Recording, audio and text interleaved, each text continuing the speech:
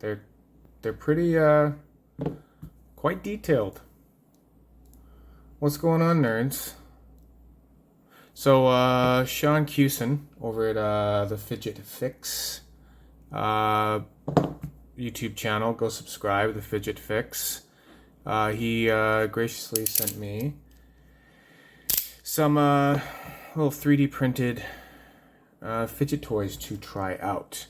If you haven't figured out the name of the maker, it is right there, Fidget Boy.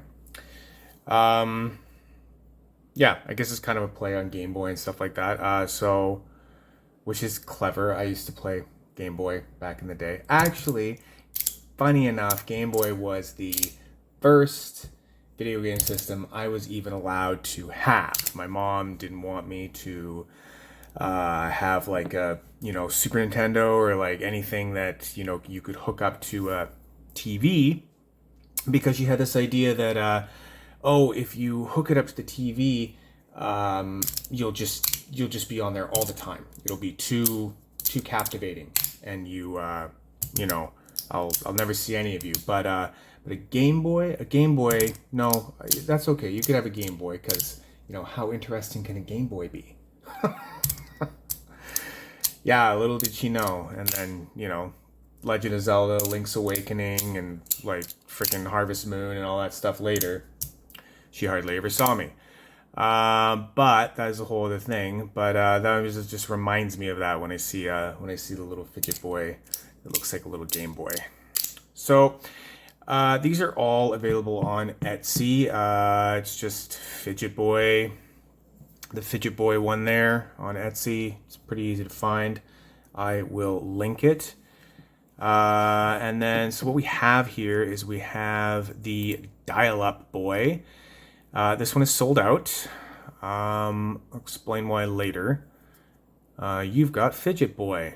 I imagine that's You've Got Mail sort of thing, right? So it's kind of like not going, running, and Fidget Boy. So that's like the Fidget Boy logo right there. And then this one is called the Fidget Boy Slider. So very easy. And then this one is the Coin Boy. I don't know if I can find this one on the site still. Maybe he did a new one or something, because it says Coin Boy Thin Slider. And this is on the chunkier side. That's like the first thing you notice about the Coin Boy one, is that it is a bit chunky. I'll get the calipers out, because you gotta know. It's not like it's like chunky in like a unmanageable way. It's just like, check this out. This thing. Yeah, sure, let's try inches.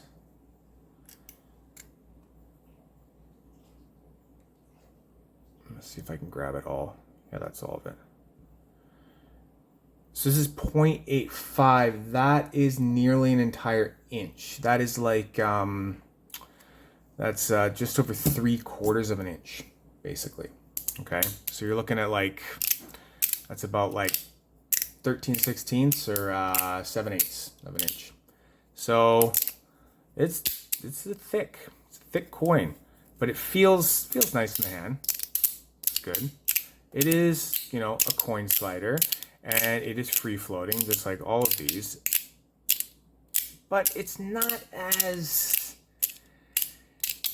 chaotic as like some other free floating coin ones I've had. The problem I have with free floating coin sliders is that they get a little chaotic, and they get a little bit like you can't really like predict your moves, if you know what I mean. You can't really get a flow going. And what I mean by that is, like, if you have a regular slider, you can say, okay, I want to go up, and I want to ladder, and then go 2 clicks down. Up, ladder, 2 clicks down. And that's, the flow that I'm on right now, and I want to keep doing that.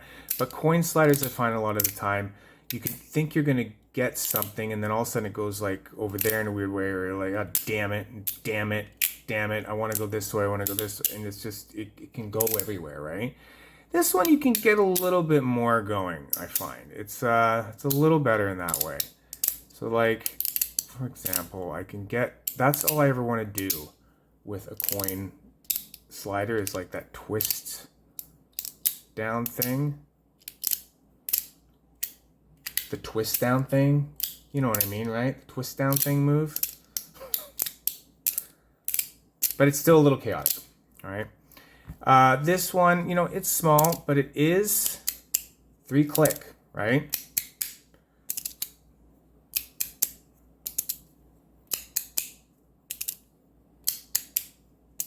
This one the mic might make it sound like it's louder than it is, but it's not too loud.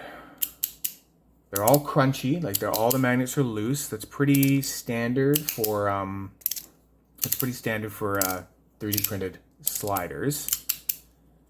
You kind of have to do that or you don't get any sound with these things, right? So the magnets are strong, magnets are crunchy. So one thing else I noticed is that he's got some magnets in there. This is no like weak sauce freaking N35s or something like that. He's got to have like, could have 52s? Could be just N45s. I don't know. Yeah, so strong magnets, crunchy magnets. And then, yeah, they're all like 30 bucks, 25, 30 bucks, basically. That's it.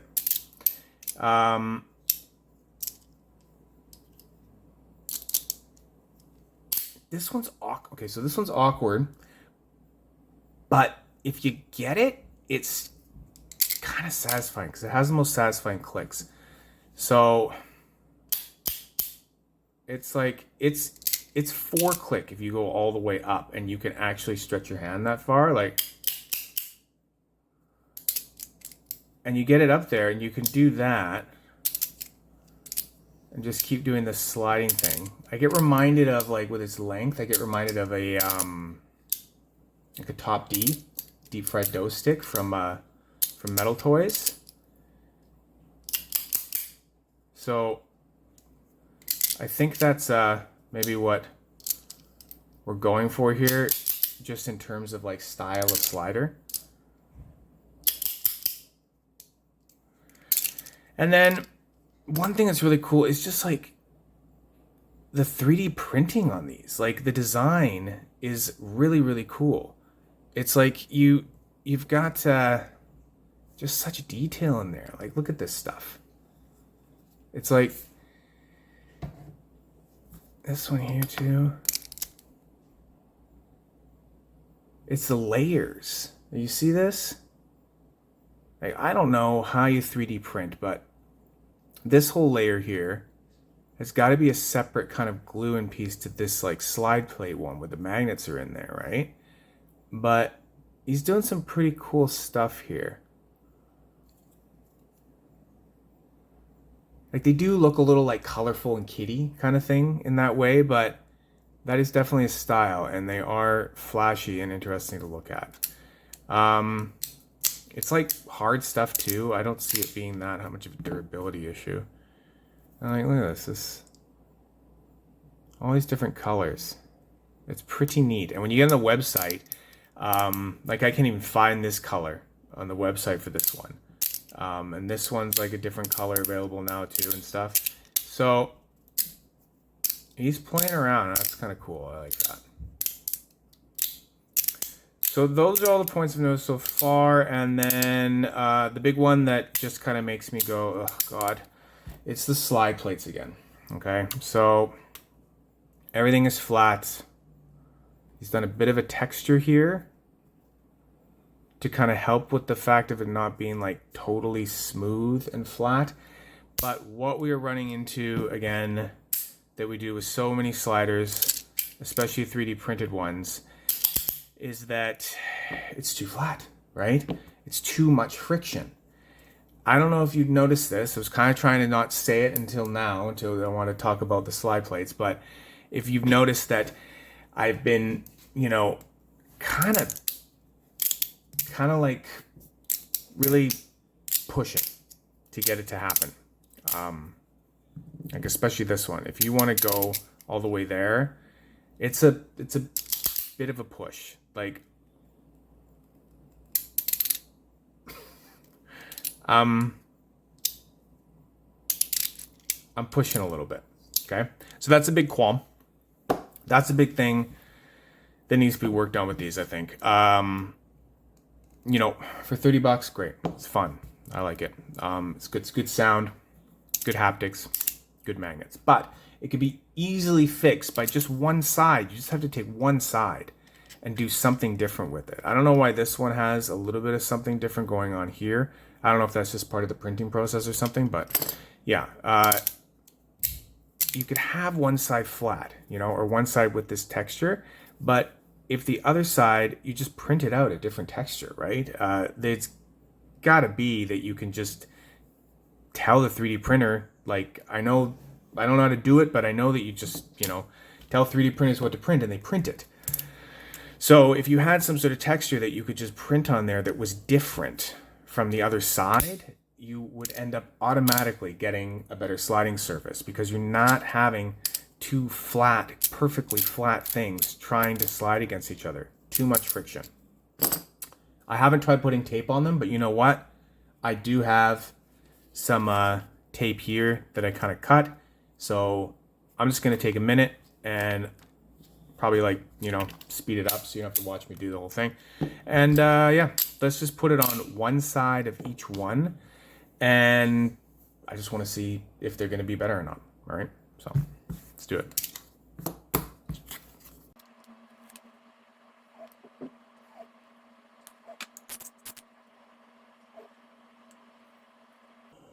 Right, wait, so I was just looking through the video I just shot and realized that I said that this one was sold out on the website and that I would explain that later. But I didn't because I forget everything. So this one is sold out on the website and it's just a theory. And I think it's the same reason that Sean Cusson would have. And I think it's the reason that it's his favorite. It's my favorite. I think it's just because it's kind of the best one. And I think that has to do with the, you know, the, like, it's just kind of has the best, most satisfying kind of haptics to it. And the fact that you can kind of pick how many clicks you want to do.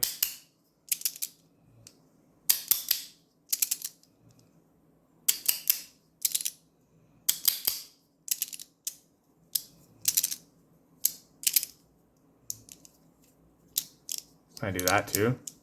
Oh, I'm like, first time I've done that.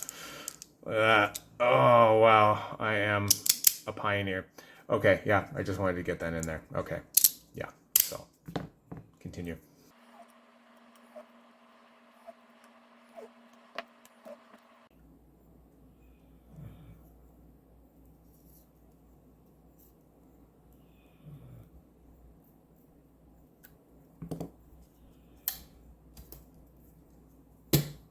Okay, so if you thought that that was like really cool to watch all of that happen, you should probably like and subscribe, you know, in this video, right? And also go to the Fidget Fix and, you know, like and subscribe his stuff. He's got a video review on these as well. Okay. Notice I didn't even try it while I did it, to build suspense, of course. So yeah, let's see. See, it's already easier. It's just crazy. So